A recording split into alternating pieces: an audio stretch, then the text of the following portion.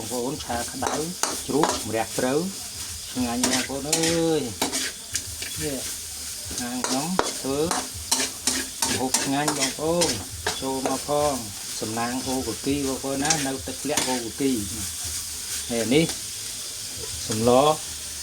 ជូរគ្រឿងនេះឡំជូរគ្រឿងជូរគ្រឿងបងប្អូនបងតកូនណា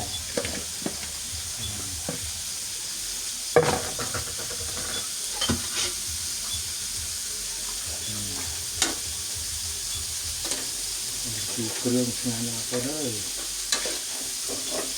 មកសំណាងអូគីបានហូបឆ្ងាញ់